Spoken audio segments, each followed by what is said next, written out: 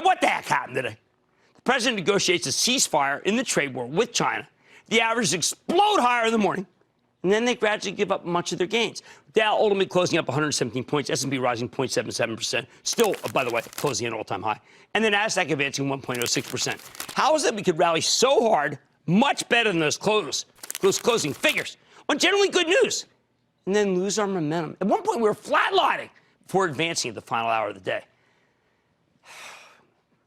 I think we got dragged down by the very same force that allowed the averages to rocket higher in the first half of this year. Dow gaining 14%, S&P pole vaulting 17%, and the Nasdaq going up 21%. That was easy. And that force, skepticism. The market is full of skeptics. It's full of bears who sometimes masquerade as bulls. And their doubt is the fuel that lets us go higher. Bull markets thrive on disbelief. The moment everyone believes in the bull, well, the rally's over, because then there's no one left to buy. Buy! Let me explain. Because today was a pretty good microcosm for how the whole year's been going. First, this weekend, President Trump declared a truce in the trade war with China. And I phrase it that way because it was so one-sided. President Xi didn't seem to give up anything. But even if Trump is willing to ratchet down the tensions, I'm not sure the Chinese are done retaliating. Although the stock market obviously disagrees with me. Many pundits proclaim that nothing was truly resolved by this deal, and the whole thing was a nothing burger of beyond meat proportions. I think that's wrong. Very wrong. The positives here are real. We learned Trump will be rolling back some of the sanctions on Huawei, the huge Chinese telco company, which means many of Huawei's American suppliers will be back in action. This is huge. Just last week, Micron told us that the Huawei blacklist cost them as much as $200 million in sales in the last quarter alone. And Micron may not have even been the hardest hit.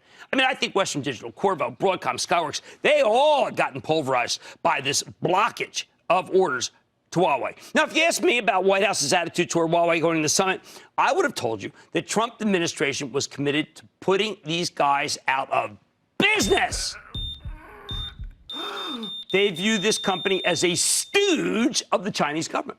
To the hardliners, the administration, Huawei's cheap, high-quality telco equipment is a threat to U.S. technological hegemony. I thought the hardliners were calling the shots. Apparently, it's not the case. Well, we don't know the specifics here. The drive Huawei into bankruptcy crowd has clearly lost, although we have some understanding that Huawei is experiencing just a partial reprieve. That was a story that came out this afternoon, when I think people like me were saying, hey, man, what a giveaway. Still, that's a major positive for the semiconductor companies that supply them, as well as NVIDIA, which at one point was up 8 points, by the way. NVIDIA, which has an acquisition it's held really in the balance by Chinese regulators. I think the chances of this deal did improve dramatically, though, after the Huawei stay of execution. Now, that's pretty important. Is it the end of the trade war?